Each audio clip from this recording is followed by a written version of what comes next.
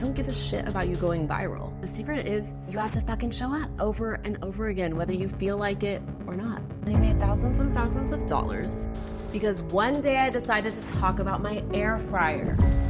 You are a senior brand strategist at Serhant. You have multiple businesses with your design agency. You've helped agents newer to a market. In 12 months, he's closed over $9 million from YouTube. You've also helped way bigger people like Chelsea Pites, Arjun. So you've seen the spectrum of it all. When I talk to people about personal brand, it's hard for them to conceptualize what this actually is. Everyone understands what your reputation is, but how do you digitize that so that people have access to it even if they haven't met you in real life? And that's really, at the end of the day, what I help people do. So I developed the 3C method to magnetic personal branding. I think a lot of people don't know where to start when it comes to building a personal brand. So the first one is clients, the first C. You have to know your clients intimately. That means understanding their fears, what they're struggling with, what they desire, deeply understand. And I can use those exact words that they've said to me before in a video, and they can say, oh my gosh, Candace is a genius. She totally gets me. I want to get into like your 3 C's and make it kind of like a personal branding masterclass. Let's do it.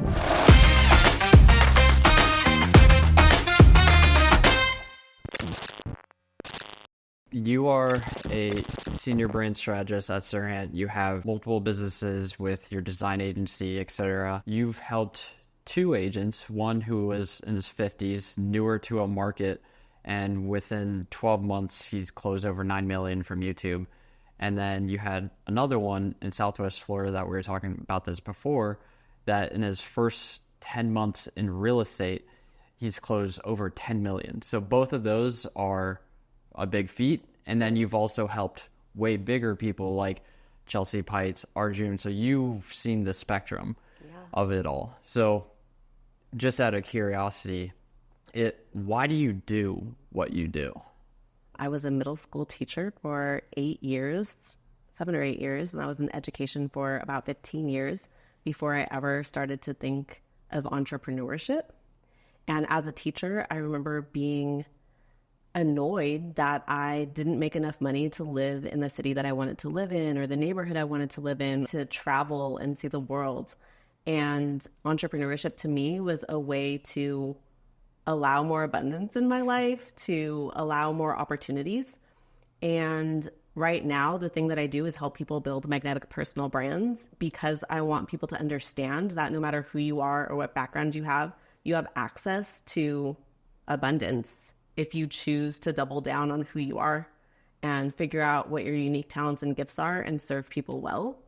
And that's really why I do this. I do this so that anyone who wants it can access the life that they want. And I know that sounds like really big but you like teach content, Candace, or you make logos for people. How is that connected? But to me, it's absolutely connected, because when I started creating content, I created so many opportunities for myself, and I gave people the language to use when they talk about me. Oh, Candace, she's the one who, and I filled that blank in for people. And I know anyone has the ability to do that, and people just don't know that. People are just waiting for someone to say their name, but they don't even know what they would say about them, because the person is not creating that content that allows someone to talk about them. Yeah, and I want to get into like your 3 C's and make it kind of like a personal branding masterclass. Let's do it. Before that, I feel like you come from a unique perspective, being a teacher and then teaching teachers, and then learning how to coach and teach within Serhant, and then now going off and doing it on your own. So you've learned a lot about teaching that I think is very transferable to content. Yeah. Like when someone wants to speak, when they want to give a workshop, when they just want to shoot a video, there's just things that they have to do. Yep. So if you had to boil that down and tell people, like, this is how you share information, this is how you actually teach and create that transformation, what would that be? I'd say that you can't teach something exclusively with steps. You need to consider where someone is and their own context and their own mindset. Because I could tell you how to make a reel step by step, but actually you could just watch a YouTube video that's going to tell you step by step. The thing that I think is the unique value add that I bring is I understand human beings. Because when you have to wrangle in 180 eighth graders every day, like you learn how to connect with people and you learn how to say the scary thing that they're afraid to say first. And that's what I do. I'm like, oh, what? You hate your voice? Totally get it. All of us hate our voice on camera. I mean, I think all of us hate our voice on camera. I do.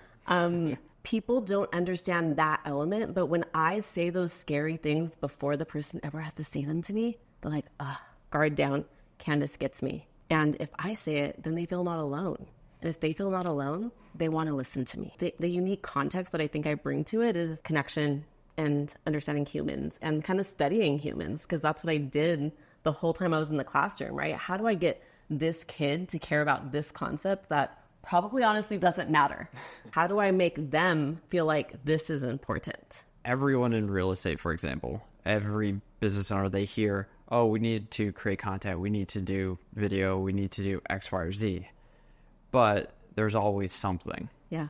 So what is that like separation between just giving them the information and then actually implementing it? I've gotten better over the last 6 years in my business at just telling people, no, I don't want to work with you. You're not ready. And by saying those types of things, I think people kind of get inspired. I had a call yesterday where someone was like, okay, they're ready for the pitch. They're ready for me to pitch them. I was like, you know what? You're not ready to work with me. But if you do this, this, and this, I will put it in my calendar to follow up with you in 3 weeks. And if you're doing those things, we'll talk about what that looks like. And he's like, wow, straight to the point. Really? I want someone to have the desire to do the work before I even work with you. So we actually, I've set up a 3-month plan for him. And I told him 3 things that I need him to do over the next 3 months. And I said, I'm going to check in with you on the 30th of this month just to make sure you're making moves. And he was like, wow. And now he's intrigued, right? He's like, well, I can't work with her yet. Like, no, you can't work with me yet because you're not going to see the results until you've decided that you're going to do whatever it takes. It's not that I'm uniquely more talented than the next person. It's just that I've decided that I don't really care what other people think. And I know that if I put myself in front of more people, I'm going to be able to make more money. And I know if I make more money, I have more access to opportunities and choice and options in my life. And that's what I desire. And so I think I put it back on my client like, hey, if you really want this, great, I'm here. But I'm also not just going to wave my magic wand and solve all your problems for you. That's not how this works. Like, what are those 3 things that everyone needs to work on to be in that good place to take their business to the next level? Just deciding that you're going to be consistent with some things. And for everyone, those some things might be different, right? It's like, hey, I just want you to every day email or text or connect with in some way 10 people from your CRM. That's one thing you could do, right? Another thing might be, hey, I just want you to be in your Instagram stories every day for 1 minute. Every person's kind of different, but it's picking 3 things that you're going to be consistent with. If you're going to be consistent with these things for a period of time, let's say 3 months, you're going to notice something. And then we might be ready to talk. But if you're not good at building habits, you're not good at being consistent and showing up on the days that you don't feel like it, then, my consulting is probably not going to get you where you want to be. So it's kind of like when we want to go to the gym. We don't always feel like exercising. I don't always feel like it, but I know when I go, I feel better. Mm-hmm. But there's that mindset that kind of gets in our way, and we have to kind of work through that. Yeah. What have you found has helped some people? I use the gym as an example all the time. So you don't feel great about it, probably. But after 3 weeks, if you're consistent, no matter how you feel during those times that you went, you're going to start seeing some type of result. Maybe the result is you're less winded than you were before. Maybe the result is instead of doing 5-pound curls, you're doing 8-pound curls. I don't know what it is, right? Yeah. But whatever that progress is the thing that's likely going to motivate you. And it might not be the number on the scale. That's what I try to teach my clients, because people come to me and they're like, how do I go viral? And I was like, I don't give a shit about you going viral. I really don't. What I care about is that you're connecting to humans and you are building trust with your audience. Because if you build trust People will be happy to say your name first. They will be happy anytime real estate comes up to be like, Andrew is your guy. Because you've built trust, you've demonstrated your expertise, you showed them that you cared about them, you have given them, I know this word is overused, but you've given them value that actually responds to their needs. And because of that, they'll always remember you. That's really how you connect with people. And that's what I teach my audience, that it's not about a quick fix or a magic wand or like the secret. I don't have the secret. There's no secret. The secret is you have to fucking show up over and over and over again, whether you feel like it or not. There are some things that helped, for example, like me show up when I was losing weight, like going earlier in the day or like gamifying it by logging things. Like, do you do something to gamify Exactly those things. I love trackers. And in education, you track everything, right? You remember those sticker charts, right? When you were in school, you read a book and you got a sticker and you wanted to have the longer trail than anyone else on that sticker chart. But all people, even adults, they love to be recognized. That's why on Instagram, they have those badges. Instagram achievements, you can like click on a challenge and they do like 7-day challenges, 30-day challenges. And it's just encouraging you to use Instagram. But Instagram is gamifying Instagram because it knows that psychologically, humans love that. So I love a tracker. I love also public recognition. So I'll give my client a shout out. I often use my clients when I'm doing workshops or speaking. Every time I say my clients' names on stage, they text me. They're like, did you talk about me again today? Because they got 30 new followers in one day. And that's maybe not typical for them, right? I think gamifying and public recognition is something that keeps people inspired to keep going. And you don't have to recognize someone because they got 1 million views, but recognizing someone's effort. Hey, this was scary, but Todd put out his first YouTube video. And check it out, support him, follow him. And I always tell people there's only really 3 things that you need to know, is that everyone wants to feel seen, heard, and valued. And if you can make people feel seen, heard, and valued, you'll always have business. Yeah, so it's basically finding a way to like, 1, gamify it, track your progress, and then 2, like give yourself the pat on the back every so often for the small wins and appreciate like this small incremental growth. Because that's how it's going to happen, right? The Olympics are on right now and everyone's talking about the Olympics. And I'm thinking, are y'all thinking about what it took for that athlete to get to this place? Because I'm sure there are days that they didn't want to show up to however 10-hour practices, that they didn't want to eat the way that they're supposed to eat to be able to maintain their skills in their body, right? I'm sure there were days that they doubted it, that they were like, F this is too hard. Why am I doing this? Have you seen the video with Ed Sheeran? The only reason this is... Yes, and I love it. But tell the audience, yes. The only reason it's top of mind, I was in Uber. He was actually a singer, and he played guitar, and he was talking that, like, everyone has a voice. You just have to peel back the onion in order to actually find your voice. And I was like, my voice is not that great. And he kind of, like, sold me on, and it brought up the Ed Sheeran story, where it's like, he has a video of himself as a kid, an absolutely terrible singer. So terrible. Like, in my head, there would have been no hope for him at that age. I hope you link the video because they need to see it. Yeah, it's crazy because he's so bad that when you see the stark contrast of, like, he is famous, he gets paid millions and tens of millions of dollars for something he was so bad at. It's just that in-between journey of practicing and training his voice, peeling back the onions. He found it. And now he has a gift that probably ignoring a lot of haters, I'd imagine, because I don't even know if his parents believed in him with that voice, because I heard that voice in the beginning, right? And I think that that's something my clients also struggle with, is like, maybe I'm going to be so bad that my friends and my family are going to make fun of me, or my friends and my family are going to say, why are you wasting your time on that? And it's really being able to ignore those haters and connect with people who are doing what you want to do and who are committed to that journey that's going to help you come out of it. But I love the Ed Sheeran example. It's so good.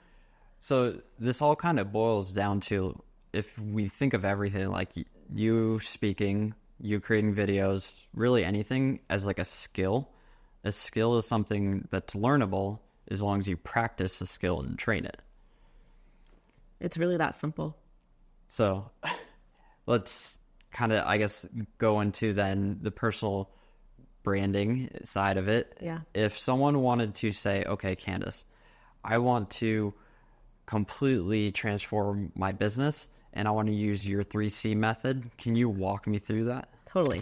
So if you're finding this podcast helpful and you want these playbooks sent directly to your inbox every single week with different listing campaigns, marketing campaigns, the things that work to generate your next listing or for you to grow, playbooks for people who have grown to $1 billion in real estate, then you should join the Breaking and Building Leaders newsletter. Put the link below. It's where I create bite-sized case studies for complete free. This is like the Harvard Business Review, but for real estate. I give you proven playbooks, proven case studies of way people have grown their business. Then you should click the link below. It's probably one of the most practical and tactical things you'll read and you can implement in your business. Let's get back to the podcast. So I developed the 3C method to magnetic personal branding because I think a lot of people feel overwhelmed or scared and they don't know where to start when it comes to building a personal brand.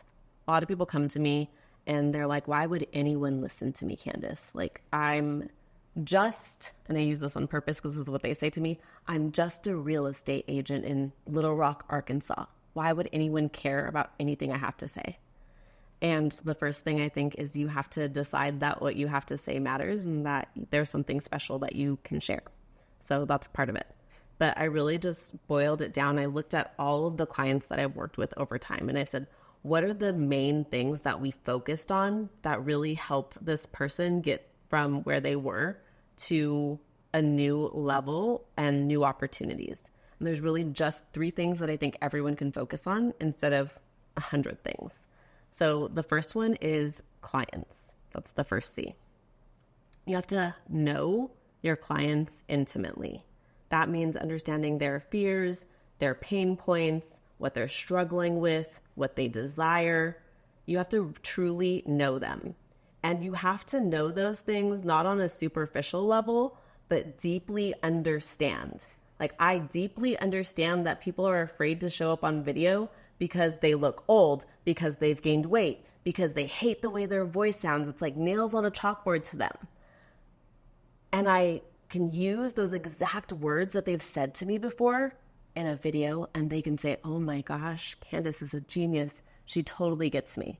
And like, I do totally get you because I've studied you and I was you at one point, right? And still some days I hate the way I look on video. Okay, I'm probably going to hate this video. It doesn't mean I'm not doing it. So know your clients intimately. And then I think something that people don't understand about this is they're only looking at the clients that they have. And I want you to think about the client that you want. So the client that you want might have different problems, needs, desires than the people you're currently serving. And when we're thinking about the next C. So before we get into the second and third, let's break down the first. Okay. And let's use, because I think the 2 examples, like the Knoxville agent who's older, new market, is like fits within one side. And then the other side is the Southwest Florida brand new agent. So when you look at them, when they did that work to think about, okay, what clients do I want? Mm-hmm. How do you walk them through that? And how did that start to become the second C, which we'll get into? Yep. So just really asking them the questions that I just asked you. Okay, who is your ideal client? What are they struggling with? Why are they not buying real estate right now? If you want them to, why are they not buying it? What do they actually want? So for Todd, it was like, I know my clients are conservative. He's a conservative Christian man in Knoxville. He's like, my clients are conservative. They're looking for a new community because they want a more conservative life. And they are people who are likely moving from these states. And so then we can create content and say, hey, if you're moving from, and I'm going to get the states wrong because I don't remember, but like, if you're moving from California, probably, to Knoxville, Like, you could start saying that. So then people are like, well, Todd is the person who helps people from California who don't like the liberal state to move to a more conservative state because it has values that align with his ideal client. And then not being afraid of showing who he is. Like, on his Instagram story, you're going to see him reading the Bible because that matters to him. That's part of his own values. And that comes through in the type of content he creates. And then he makes a really deep, intimate connection with his audience. When they get on a Zoom with him, he does Zoom consults. It's like at the bottom of his YouTube videos, like, book a consultation with me. And so people book consultations and they think that they're meeting with a celebrity because they watch him on their television regularly. They binged his videos. They're so excited to meet him. In their mind, he's like them. He gets it. And that's just because he knows them and he knows what they don't want and he knows what they do want. And then the newer agent? And then Shane comes from a background where he was in finance for many years before he got his license in real estate and became a full-time agent. And so we said, okay, who are you used to working with in finance? And he works with, decamillionaires, billionaires. And so we said, okay, how do we continue to work with people who buy multi-million-dollar properties? And so we just said, like, here's the things that they don't have. They don't have time. They don't have time to go around and see 20 houses. They need Shane to do the footwork. They need Shane to follow up because they're busy with their multiple businesses, traveling the world, doing whatever it is that, billionaires do. And Shane's job is to consistently be in front of them so they don't have to do the work. Right? And if he does all of the footwork and comes to them with the perfect deal, they're going to say yes, because money is not the issue for them. It's time. Yeah. And so he understands that about his audience and then changes how he approaches working with them because of that. So now this kind of moves into the second C. One went down one path of YouTube and then one kind of focused more on traditional side. Yeah. So how did that decision come to place with each one? So for clarity, Shane hosted events and used Instagram to connect with his current sphere. Okay. And that's how he built his business. And I think it just depends on the person, right? Not every platform is for every person. Yeah. You don't have to be on every single platform. I think it just matters who you are. For Todd, it made sense that we went the YouTube route because a lot of people are moving in from out of state. We knew that in advance. We also knew that Todd's a little long-winded, okay? A 30-second Instagram reel is not going to be a strong suit. And so we decided to double down on his knowledge in real estate because he's been in real estate for many, many years and really show off his expertise in long-form video that was SEO friendly, that's going to help him connect with people who want to move to Knoxville. And so for every client, it's going to be different, right? You have a podcast, you're on Instagram, but maybe you're not on, I don't know, on LinkedIn as much as someone might be, right? And I think it's just deciding what fits your lifestyle, your life, your content style. Todd's not one to take people along for his day on his Instagram stories. We tried that, but it didn't really work. But he's great at studying YouTube, at studying SEO, at understanding human beings and what they need and want to see. Yeah, that's good. For example, I don't take people through the day of my life. Yeah. I prefer more YouTube. So kind of thinking about that and thinking about the platforms that you use and then the platforms that your clients use as well. And then just the people that you work with in your world. Where do you see the bulk of people kind of spending your time, their time, and yeah? I hate this question. And I get it all the time, right? Which platform, Candice, is going to make me go viral? And the answer is any of them can. It's where you want to spend your time and energy. And my advice to a new creator is go where you feel the least amount of resistance. Wherever the least amount of resistance is, go there first. Because once you start seeing success there, you'll be inspired to layer in the next platform. But don't worry about all of them, because that's just going to... So I'm going to throw you a curveball there. Let's say you have resistance, but then you also know it's a platform your clients are on. So your clients are everywhere. Your clients are everywhere. Really? Like, let's say, for example, their clients are on YouTube, and you know this is a platform like that might be better, but they're like, I don't know if I'm on YouTube. Do you push them? Do you say, okay, maybe not YouTube, maybe let's go here? Remember how we talked about having incremental wins? Yeah. I'd rather them do something like a Instagram story that's going to go away in 24 hours to build their on-camera confidence, and let's do that for 3 months. And when they have that on-camera confidence, come back around to the idea of, now that they're feeling better on camera, diving into a new platform that is maybe longer form, because they've seen, oh, I can actually start conversations. People are talking to me. People are mentioning that I'm on social media. Candace might know a little something. Maybe I should listen to the next piece of advice, which is scarier because it's longer form and maybe requires you to get an editor perhaps, right? And like really make another investment. I'd rather you start seeing those incremental wins and trust me enough to take that next scary step. So you like them to get, okay, let's get you on the training wheels and then take off the training wheels and get them on the bike. Yeah.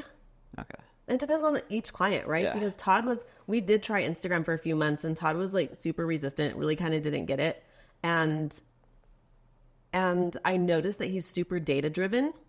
I was like, YouTube, data driven person, like that makes sense.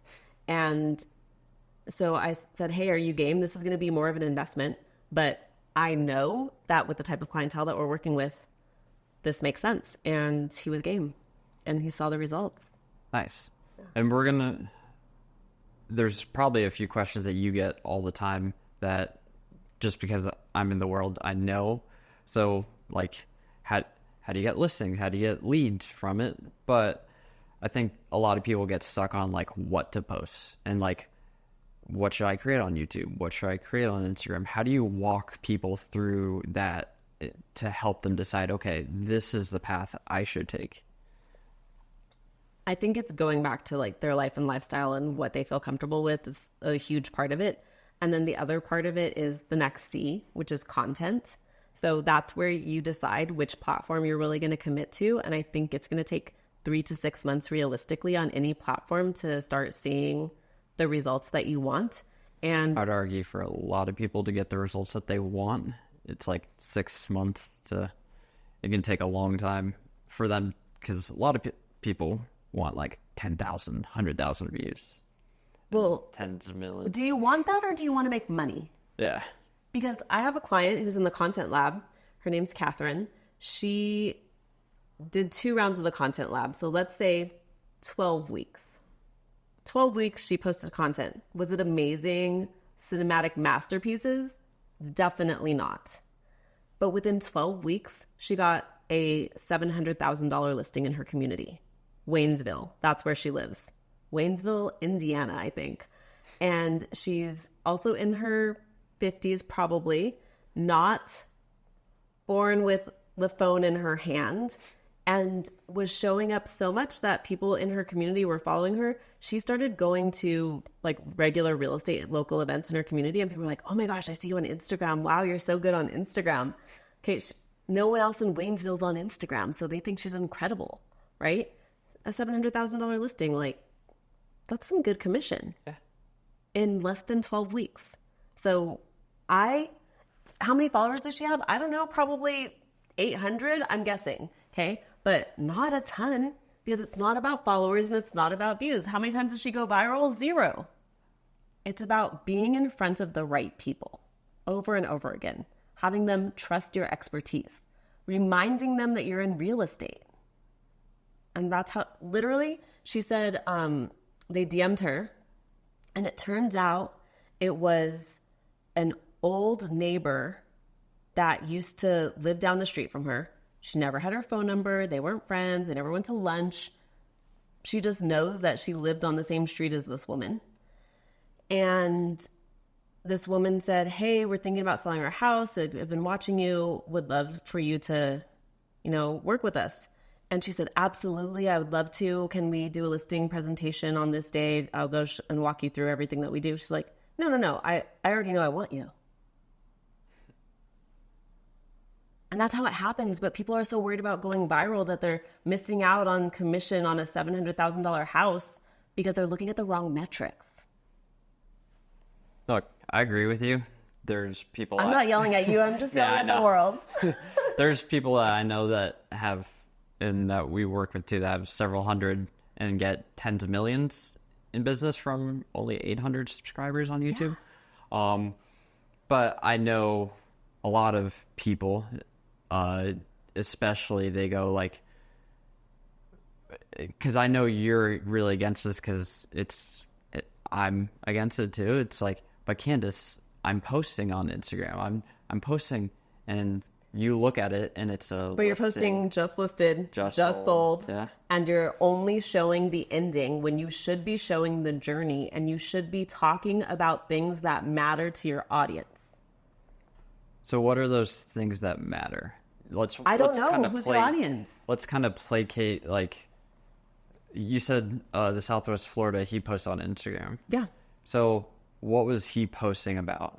So for Shane, he's talking about lifestyle, because basically luxury lifestyle. I'm going to show you the country club where he takes most of his meetings. By the way, this is a true story. We had a Zoom meeting and he took it while he was at the country club, like their little lunch spot or whatever. I was like, where are you, bougie? Because I could see like the background. And as we are having our meeting, a woman's walking by asking him about a listing that they saw on his Instagram. And I could hear her asking, and he's like, oh yeah, I'm in a meeting right now, but absolutely, yep, I'll get back to you about that. And connected with her because she saw him on Instagram, a new agent, less than 10 months in. And people are seeing him, seeing his content, which is about a luxury lifestyle because he knows who he works with. And he's talking about things that matter to his audience. He's talking about design. He's talking about finance. He's talking about investing. He's talking about vacation homes, things that connect with who he wants to work with. So is he talking about like golf or anything like that? He's not talking about golf. I don't think he's much of a golfer. Okay. But I mean, if he was, he'd be talking about golf. But he might be talking about, hey, here's where the, best, it's 10 minutes away from this country club, or it's 10 minutes away from this golf course. And like he's saying those types of things in his video so that people understand what's available in that community. And likely for him, a lot of people are looking at homes out of state, right? Like they don't live in South Florida, most likely. So do you ever get someone who will go like, let's say in Shane's case, let's say he likes golf. He wants to post about golf. He's posting about design. He's posting about finance. Someone say, but how will that get me listings? It's not related to real estate when it's golf. Like, do you ever get people kind of like push back at you sometimes? Oh yeah, absolutely.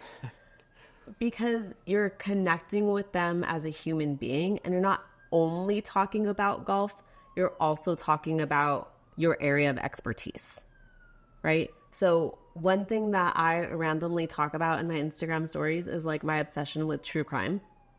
I like to listen to true crime while I'm like Dateline 2020 while I'm taking walks.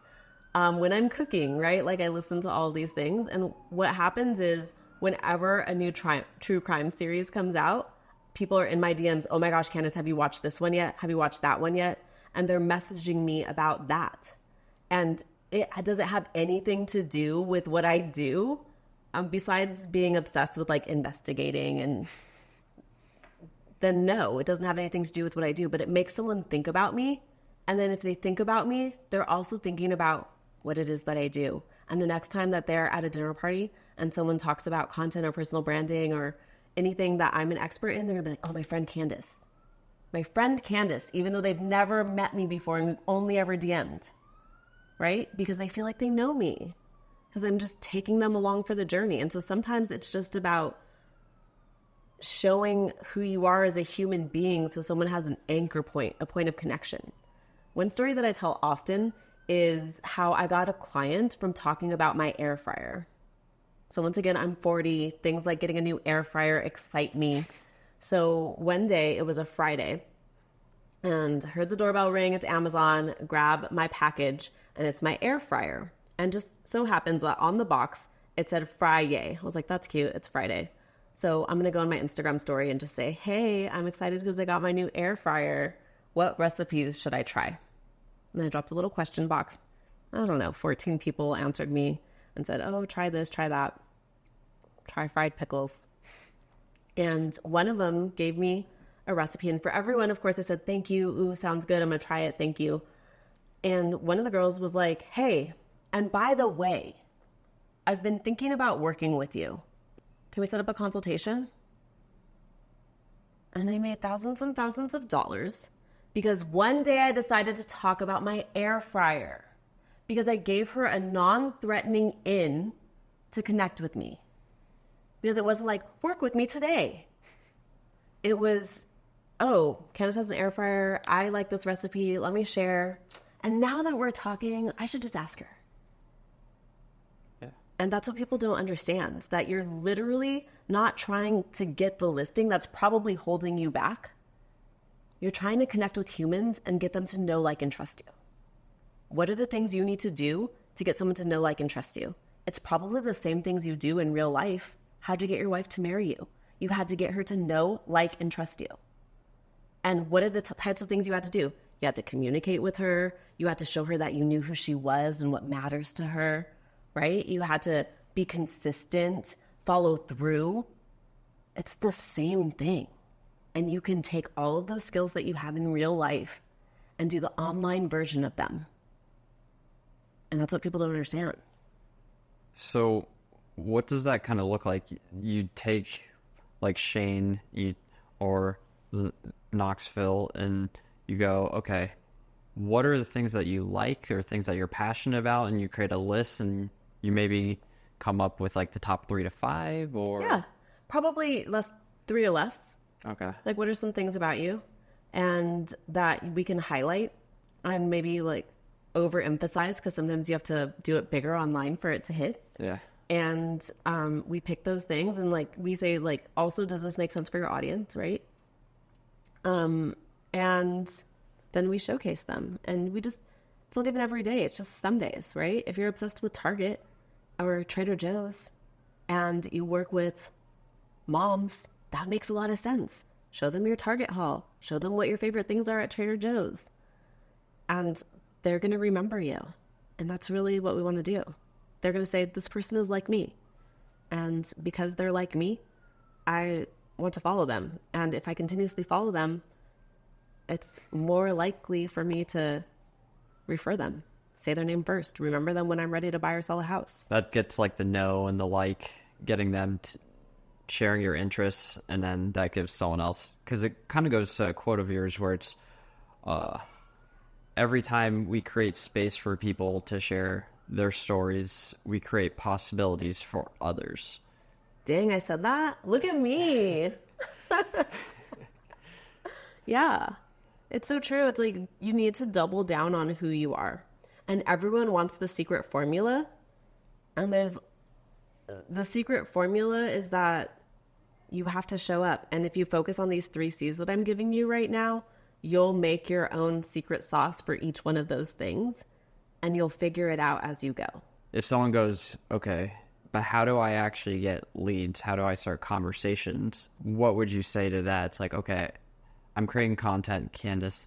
So I'm sure you have people that it's like, I'm creating content, it's not working. I'm not getting conversations. I'm not getting leads. I would go back to what type of content are you creating? Because most likely if you're not starting conversations and you're not getting leads, it's because you're not setting up your content properly. People aren't feeling connected, and you're probably not asking for people to take the next right step.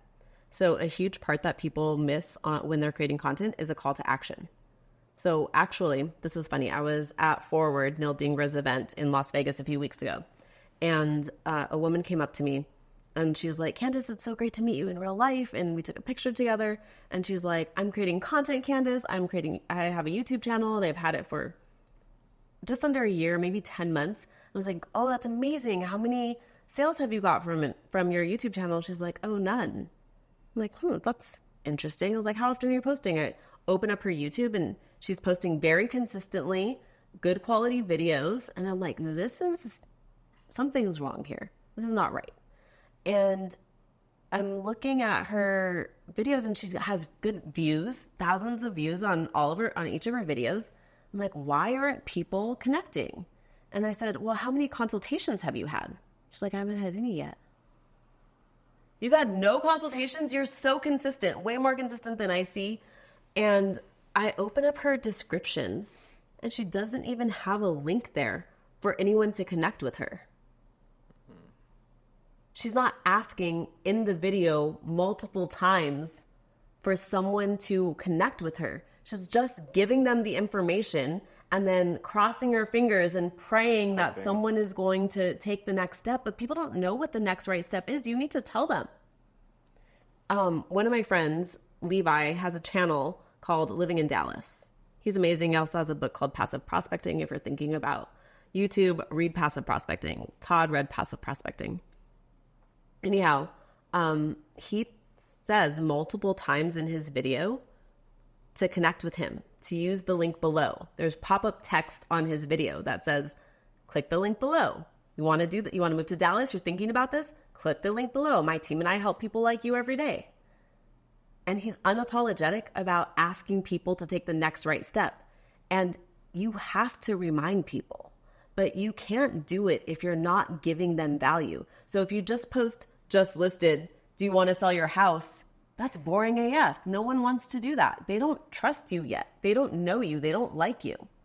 So if you're creating that value add that's really speaking to their desires, their pain points, their needs, and what they actually want, and you're asking them to take the next right step with you, and it's not a buy a house, it's like have a conversation, that's how you make the sale. So call to actions. If you don't know what that is, just like literally Google call to actions. There's many ways you could do that and use them regularly when you're giving value. So let's talk about that. So really quickly, if you find this podcast helpful and you want to generate your next listing, or you just want more listings in general, then you should join Listing Leads, which gives you marketing sales campaigns that you can use today to get more listings. So if you click the link below, use the code Andrew, you get half off. They have over 5,100 agents who have generated over $1 billion in real estate. And the cool thing is they're coming out with ads libraries, AI tools to help write scripts for ads, and way more other cool things. So if you want to generate your next listing, then become a member of Listing Leads today using the code Andrew in the link below. Let's get back to the podcast. If you had to define to someone and say, this is what value is, and this is when you know you're giving value, what would that look like? Filling in the gap between where your audience is and where they want to be. You can make that bridge for them. You can fill in that gap. You can convince them that you can lead them from here to here. That's value. So value on Instagram and value on YouTube are different, correct? And I think the way that the platforms operate is different. But I don't think at the end of the day, value is different. You're still helping people get from where they are to where they want to be. I should say value looks different because 7-minute video versus a 30-second video. Yeah. So can you give an example of like one video that Todd did and one video that Shane did that you would say, okay, these are valuable, like topics for their audience? Todd might do a video that is about getting around Knoxville. Okay. Because someone's not familiar with the area, right? So he's going to talk to you about, hey, there's, I don't know, this many airports where it takes 40 minutes to get from here to here. This is a $30 Uber ride, and here's where the hospital is, and there's 17 schools in this community, and here's how you get from them. Something that's going to help the person who doesn't live there and doesn't know what it's like, right? So he's painting the picture of what it's like. What do people do on the weekends there? Like, is there an uptown? Is there a downtown? Is there whatever. So that might be something that Todd does. And then something that Shane would do would be talking about the amenities that are close to the property, because he knows that they want to be next to the golf course, next to the country club, next to the best spa in the country, by the most pristine beaches, right? Mm-hmm. And he's talking about that for his clients because that's what matters. And I know that those are similar things, but it's the way in which you talk about it because you understand your clientele. Okay, Todd might be working more with families who need to know how to navigate a community, and then Shane might be talking more to someone who's looking at their vacation home, which might be different. Yeah. And so it's understanding what that person needs and answering their questions before they even ask. Okay, so digging down that. Because you're a true crime fan, I know. Yeah. You're probably like research, or you like kind of going down rabbit holes. Yeah. There's two sides to the research. You have the client, and then you have, the content on the platform. So how does someone research like what to create and kind of figure that out? I think you're going to experiment in the beginning, and you're going to create a lot of different things. And what I love to do is create a library of content that allows you to analyze your own data. Todd is an expert at analyzing his own data and looking back and saying, they liked this, they didn't like that. I need to double down on what they liked and what they needed. But you're never going to have that data if you don't start. And that's where most people, I think, are stuck in that place where they don't even have the data because they're sitting here asking me these exact questions that you're asking me. Yeah. Instead of doing the damn work, right? Do the work and you're going to figure it out. And that's really what I spend a lot of time with my clients on, is like, just do it for 3 months and then we'll see. We'll see what happens. I know everything is going to be moving in an upward trajectory, because if you're posting nothing and you post consistently for 3 months, we're going to be moving in a positive direction. Then we can have the data to look at and say, here's what people responded to, here's what they didn't. Then in the next phase, we're going to double down on these things. And, like I said, Todd is a master at that. There was something else I wanted to say that I kind of lost, but maybe it'll come back to me. So I like what you said there. The obvious one is like, do the work, but the less obvious one that you said is, by doing the work, you have data to look at. Yes. And that's like, you're not comparing your data with someone else's, you're looking at your own data. Oh, that's so important, because your audience is different than their audience, and you have different talents and sets of expertise than they do. And so looking at your own data is so key. I will tell you a personal story about analyzing my own data. So I have a social media manager, and every month she sends me my analytics, and she highlights just a few numbers that we like to look at, not everything. And one of the pieces of data that we look at every single month is, what was your best performing piece of content? So she said, Candice, your best performing piece of content was this piece of content where you're standing on stage and you're basically yelling at the audience like I'm doing here. Sorry, I'm just passionate. And she knew I was going to Inman in New York that week. She's like, let's just post your best piece of content, because you're going to be meeting a lot of people. You're going to be getting a lot of new followers.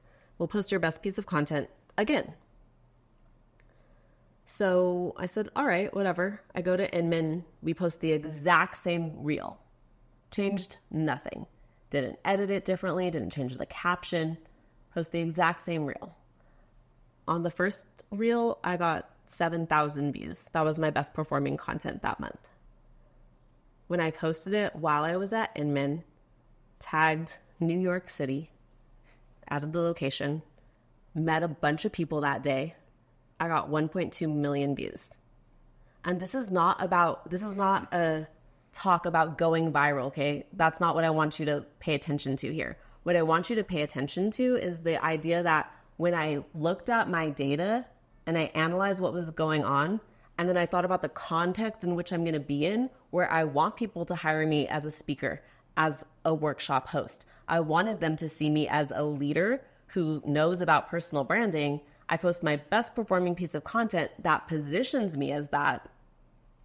and I get more views and more connections because of the data. But if we never posted it, I wouldn't have that data. I think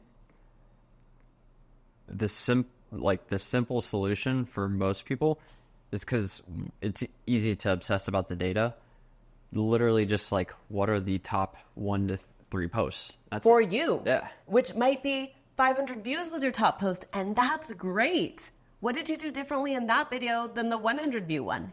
Is there something we can learn? Because what happens is people are just too hard on themselves, and they're like, well, I only got 500 views. Well, you got 0 views before you posted it. So if that's your best one, what made it your best one? Are you in this one and the other ones you weren't in? Did you actually talk? Did you use a stronger hook? Did you name a location? Like, we can study that and figure out what's different about that one than the last one, and just get incrementally better from where you are. That's one thing that I like about YouTube, is YouTube ranks your videos off your own videos. And it's like, you can tangibly look, okay, I got a 2 out of 10, 1 out of 10, 3 out of 10. And it's like, it keeps you focused on your own content at that point. And that's the thing. Everyone has to run their own race. And so many people are just looking at other people and saying, I'm not good enough. And what you should be thinking is, how do I get better than I was yesterday? Exactly. So I think that kind of, we're moving into the third C at this point. The third C is collaborations. And this is where you can really see growth. Like, you and I sitting down together, by the way, we've never met. Just for anyone who is watching, we've never met each other. We have mutual friends. Someone, I imagine, said my name to you, and then you DM'd me, and now we're here, right? That's accurate. Okay. But this opportunity to collaborate and share is going to get me more views and you more views, because instead of being on one account, we're going to be on multiple accounts. I'm sharing my viewers with you, and you're sharing your viewers with me, and we're both in real estate, and it makes sense. We're the right people to collaborate with one another. And that's going to allow both of us to grow. In addition, you're going to leave here and be like, Candace is fucking awesome. And anyone who needs my help, you're going to say my name to them. And I'm going to say, hey, you should be on Andrew's podcast. And now we're just literally, by word of mouth and content, creating a stronger web and a stronger network. And people don't understand collaborations because they think that someone needs to seek them out instead of them taking ownership and seeking other people out. Everyone is like waiting for someone to recognize them. But if you're not giving them a reason to recognize you, you're not in front of them, it's not going to happen. The reason, I imagine it was Connor. Connor. The reason Connor said my name is because I've created enough content for him to trust that this was going to be the right connection. He's seen me in enough context to understand that this makes sense. But Connor wouldn't have the ability to say that if I didn't create content. By the way, Connor and I met on Clubhouse in 2020, right? And that's where we got to watch each other grow. And I happily say his name when I can, and he happily says mine.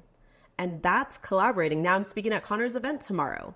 And, you know, our videographer, I met at an event that I was at in San Francisco. Because collaborations, because I said yes to people and I asked people for things. People are not going to accept collaborations from you if you haven't created a online presence that allows them to say yes to you. So I was actually talking about this to my podcast partner today. We were in Slack just working on some things with our podcast, and Taya DeCarlo, we've kind of been stalking her to be on our podcast. She's going to be at this event tomorrow. We've spoken on a couple panels together. She's an amazing human. But we've been, according to Taya, pleasantly persistent. We started laughing. We're like, pleasantly persistent. That's great. We want to be pleasantly persistent, right? And I said, we should start tracking how many times we ask people for collaborations and then actually tell people. Because Glenn Glenda Baker. I don't know when this is coming out. Oops, I might have given something away. But Glenda Baker is about to be on our podcast. And I want to say I asked her 25 times. And we're friends, okay? Like, we go to dinner together every time we're in the same city. And I still had to text her, DM her, send her emails to tie down a date for her to be on my podcast. Like, we've got so many amazing people on our podcast that we've had to ask 20 times. Chris Do was on our podcast. Minimum 20 asks. It's months. Months of asking. Yeah. And that's okay. I don't think enough people talk about that. Neil Dingra is great about talking about that. I sent this many emails to this guy. He ignored this many emails until finally he said yes. And why do people say yes is because of the persistence and because they continuously see you with other people that they admire, right? Because once we have Ryan Serhant on the podcast, they're like, oh, well, Ryan was on that podcast. I want to be on that podcast. And then we can say, hey, here's some of our past guests. We'd love to add you to our, the list of amazing guests we've had. And then they're like, oh, those are the people? Okay, I want to be on. And we convince them over time. And we also love on them a lot on their stories, follow them, watch their videos, share their videos. So collaborating, being unapologetic about asking people, but also trusting that you're adding to their conversation, not just taking. Yeah. Like the example you brought up, Glenda, I was following up with her for months. I created a newsletter breaking down like how she actually got business, saying it's not just from TikTok, it's from her gifting program, her events. I use her own language in the newsletter. Oh, my stars and stripes. Yep. And I use so much that like one of her, because she reposted the story, one of her friends are like, do you know Andrew? And she's like, no, I don't even know who he is. And you sent her 30 emails at that point, probably, and right? Then she was like, yeah, I'll come on the podcast. It was much easier at that point. Pleasantly persistent. Yeah. So. And actually, so my podcast partner, Kat Torrey, she was on stage. I think she was on a panel, and she mentioned Glenda and how amazing her brand is, and posted that clip of her talking in front of hundreds of agents about Glenda. And I think that was like the catalyst for Glenda finally saying yes. So for the agents, because Shane... Can I stop for a second? I just want to say it has to be genuine and authentic. Yeah. You can't do it for the collab. You have to do it because you actually believe in the offer of that person. You believe in what they're doing. You actually admire them and trust them. It can't be for show, because that will feel fake as fuck, and no one wants that, right? It has to be authentic and genuine. And I just wanted to clarify that because I don't want people to like be shady. Yeah. You have to honestly, like, if you're going to reshare, do something, it's like you have to actually like it too, etc. Yeah. And you have to do it without the expectation. Oh, yeah. I feel like that's everything in life. It is. Yeah. So, bringing it back for the real estate side, because I think you had a unique way with Shane telling him how to collab. I didn't hear if there was anything with Todd. You know what? With Todd, we haven't had a lot of collaborations yet. That hasn't been part of his plan.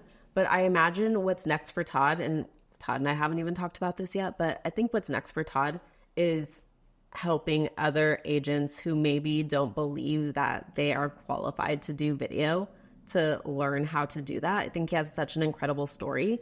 And what I imagine his next steps is for him to be on panels, for him to be speaking at events where he shares his story of how in an entirely new market to him, he was able to hit over $10 million in real estate easily in his first year of YouTube. So I think that's what's next for him. And what that's going to do is elevate his personal brand and position him as a thought leader, not just, and I'm saying just on purpose, not just a realtor. And we can go into Shane's collab, but have you thought of like any lives with agents outside?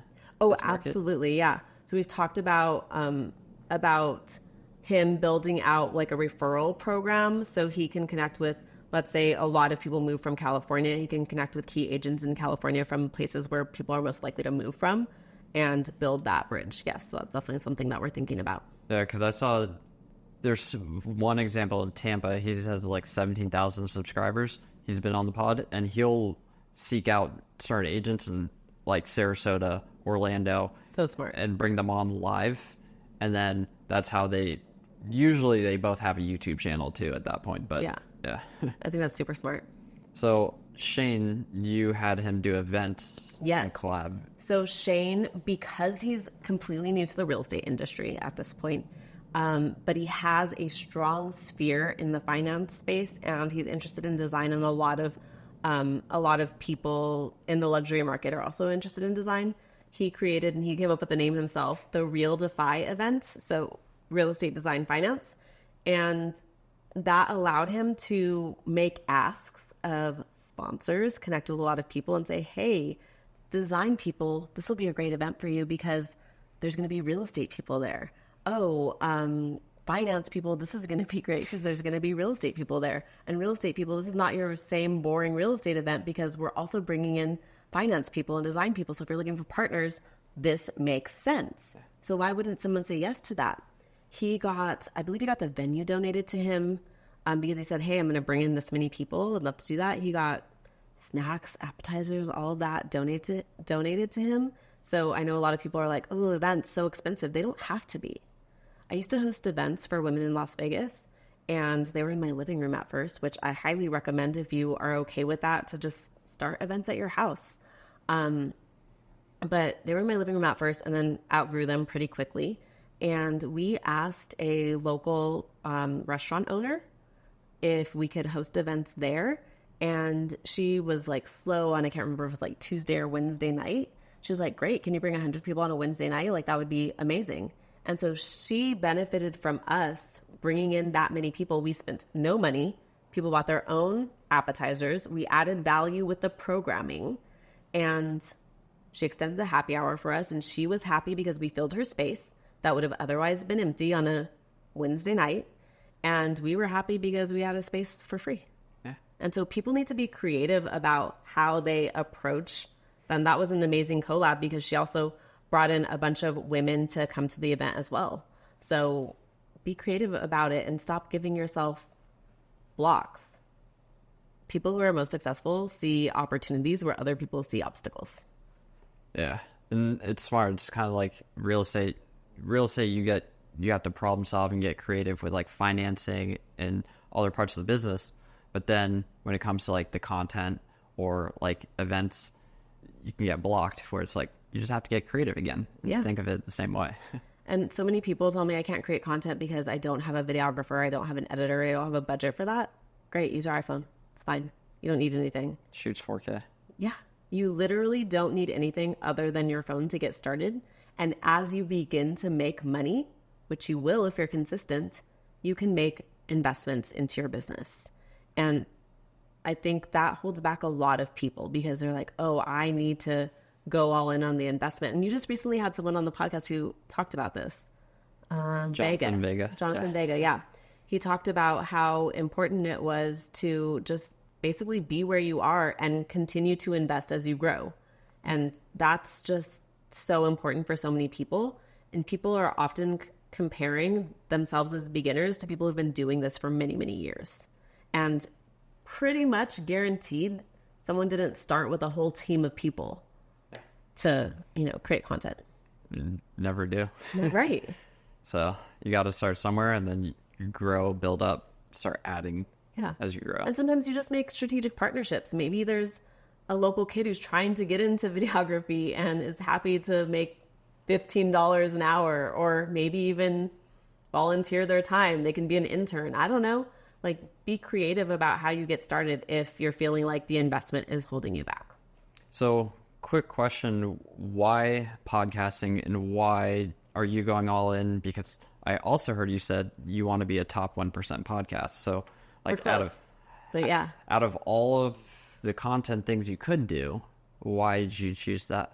Because I'm an introvert and podcasting feels safe. Same. Yeah, because as an introvert, I can show up on my podcast and I'm not literally in front of people. So my energy isn't as drained, where like I probably have 1 or 2 workshops a week in me. in real time, real energy, live energy. But for podcasts, I can record for hours and not feel like I'm being drained of my energy. And so I still want to do workshops, but I know that there's a limit to what I can do and like maintain my own wellness and well-being.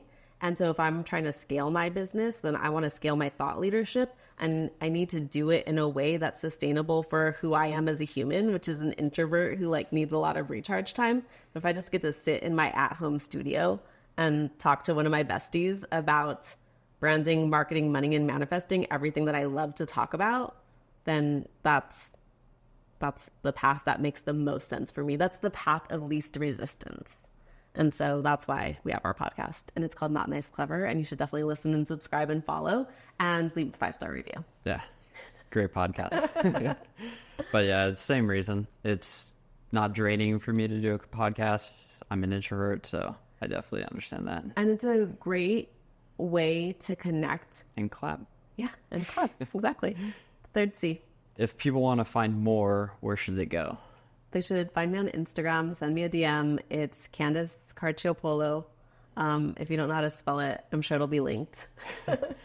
And if anyone has struggles getting started with content, finding their brand, want to learn more about 3C method, do you have... Yeah. I'd love for them to join the Content Lab. It's a 6-week kind of like hybrid boot camp to kick off your content journey. And so if that's where you are right now, if you don't yet have an engaged audience, if you're not yet consistent, the Content Lab is definitely a place that I would love to be with you and help you along that journey. Nice. Yeah. So there's a quote that you repeat a lot. I don't think it's your quote, but I think it sums up everything. And it's that the personal brand is a digitization of your reputation. Yep. Could you talk about that? So that's Rory Vaden's quote. And when I talk to people about personal brand, it's hard for them to conceptualize what this actually is. And I think that Rory perfectly put it into words, because everyone understands what your reputation is. But how do you digitize that so that people have access to it, even if they haven't met you in real life? And that's really, at the end of the day, what I help people do. Take their unique gifts and talents, their areas of expertise, their experience, and put that online so that even more people can see how amazing you are and that you're the person that can help them. So you do all of this work. You just got married. There's probably kids in the cards sometime down the road. So? What type of reputation are you trying to build, and what type of impact are you trying to leave? Because I feel like it's not just for you. It's definitely not just for me. It's for the person who wanted more in their life and didn't know how to get there. It's for the person who maybe felt stuck or felt like there was something bigger that they didn't know how to access, that there was a parallel life that they wanted to access but kind of didn't know how to bridge where they were and where they wanted to be. And to me, helping people with the mindset and the idea that they have something that's important to say is why I do this work. And yes, part of it is access to money, because money gives us opportunities. But a lot of it is just continuously understanding that you have something of value to share with the world. And if I can convince enough people that their message and their story matters, then I feel like I've done my job. That's the legacy that I want people to see from me.